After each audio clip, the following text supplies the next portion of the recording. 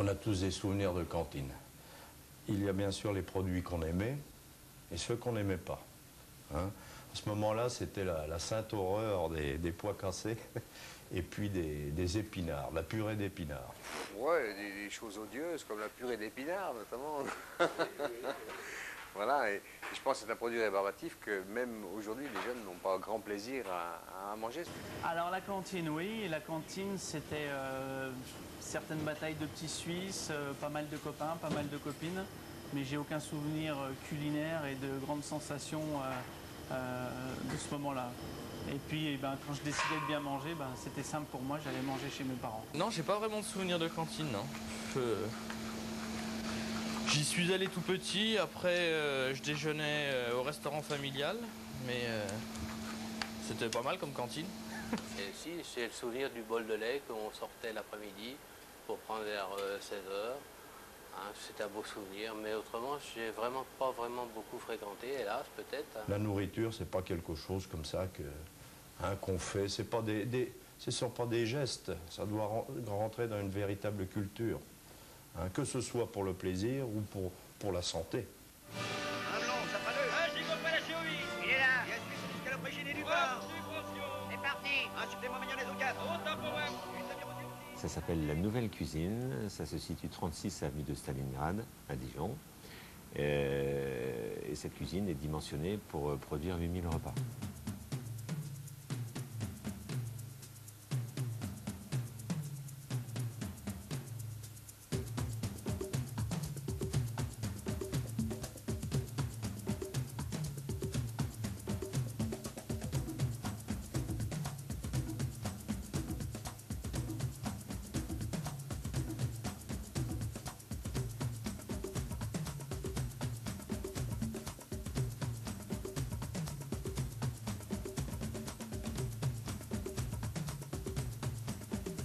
J'imaginais pas qu'on puisse disposer d'un atelier de cuisine aussi performant. C'est ce que tout restaurateur voudrait disons, beaucoup plus petit dans sa cuisine. C'est un laboratoire de recherche extraordinaire. Je pense qu'il y a un outil de travail performant qui va leur permettre justement de répondre à des attentes qualitatives. Demain, ils feront des choses qu'ils ne pouvaient pas faire avant dans l'autre cuisine, et ça c'est génial. Ça peut être, à mon avis, la fin de cette ère-là où vraiment la cantine, c'est pas bon. C'est un bâtiment assez important, du matériel sophistiqué, mais vous allez voir, on va travailler aussi comme la vraie cuisine. On va faire de la cuisine, et c'est le but de ce bâtiment, de cette nouvelle cuisine. La nouvelle cuisine, c'est plus de goût. Il y a des personnes qui parlaient très bien du goût, c'était de notre ami Bernard Loiseau et Joël Robuchon. C'était tout simplement une bonne carotte, un bon poireau, une bonne pomme de terre. Et il faut que le goût ressorte, que tous les éléments des produits soient mis en valeur. Et le goût, c'est essentiel. La qualité, c'est la qualité des aliments. Et donc, pour les petits Dijonnais, plus de 5000, les personnes âgées qui reçoivent les repas à domicile, pour eux, c'est la qualité gustative, avec la possibilité de maintenir toute la qualité des aliments. On ne va pas du tout creuser le produit, on va simplement le peaufiner dans la cuisson pour être à juste température. On appelle ça des cuissons basse-basse, ce qui nous permet, en plus d'avoir qualitativement un produit très tendre pour l'enfant.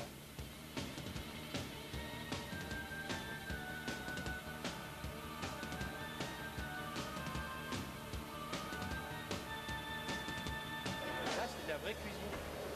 Je veux pas que ça soit autrement. Ouais, c'est joli ça, on n'arrive même pas à le trouver dans le commerce. Et c'est donc la possibilité pour les employés municipaux, dont c'est le métier, cuisiniers, de montrer tout leur savoir-faire. Nous sommes effectivement dans une perspective d'évolution sur le produit, sur l'innovation de la préparation culinaire avec des nouvelles appellations. Rien ne nous empêche de faire actuellement un bœuf au pain d'épices ou alors un dos de cabillaud velouté de cresson.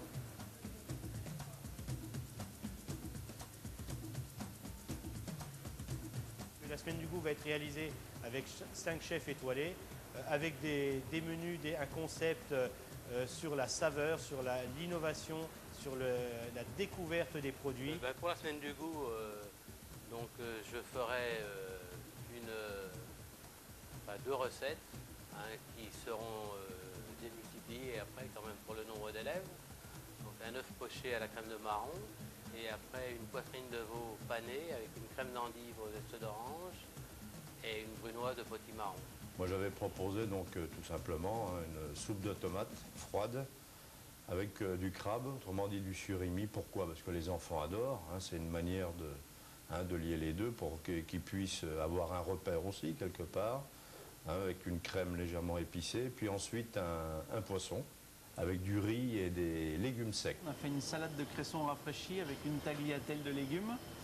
Et puis en plat, on a fait un dos de cabillaud avec un jus de carotte aux amandes torréfiées et une écrasée de pommes de terre. Il y aura une terrine de poisson aux légumes en entrée qui sera servie avec une sauce cocktail pour que les enfants trouvent aussi du plaisir à manger parce qu'il y aura une association d'acidité, de sucré.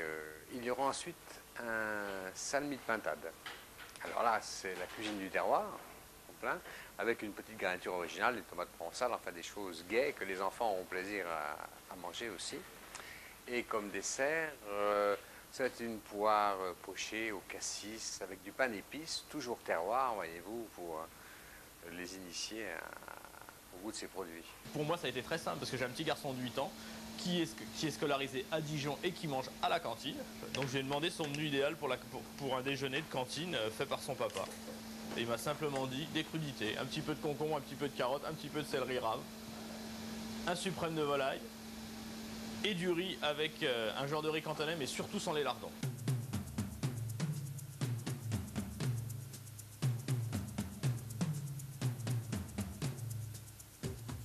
Enfin, pour moi, je n'ai pas eu le sentiment de voir une cuisine industrielle. Et c'est ça surtout qui est quand même très pour des élèves et pour les consommateurs qui sont petits ou grands, je crois que c'est la plus belle récompense qu'ils peuvent avoir. C'est qu'ils ont une cuisine à taille humaine. Il faut retenir la dimension humaine de ce projet qui a été mené de bout en bout en partenariat avec tous les agents dans tous les secteurs.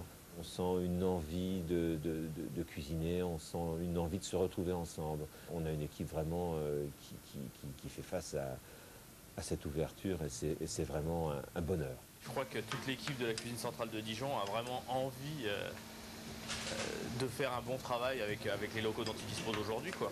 Bon, on a tous été surpris par déjà l'enthousiasme de tous les acteurs qui vont œuvrer là pour la rentrée, et puis une grande sécurité au niveau hygiène alimentaire, et ça c'est important. La nouvelle cuisine, c'est un équipement ultra moderne, et si je pouvais le caractériser, je dirais c'est un équipement de qualité qui assure la sécurité alimentaire. Cette sécurité alimentaire qui est un des soucis majeurs en restauration collective sera assurée dans ce bâtiment, puisque vous avez pu le voir ce matin, nous assurons la traçabilité totale de la réception au conditionnement, y compris pendant la cuisson, puisque la traçabilité est assurée au degré près, la cuisson au degré près, mais aussi la traçabilité au degré près. C'est vraiment merveilleux d'avoir cette volonté-là, et en même temps, qu'on nous ait demandé déjà de participer un petit peu d'une façon très modeste, moi je trouve ça super, parce que ça nous permet aussi d'avoir un autre regard sur la restauration collective, et puis aussi de voir un petit peu où ils en sont dans les avancées techniques, et tout ce qui est mise aux normes et hygiène alimentaire, qui là-bas est vraiment poussé à l'extrême.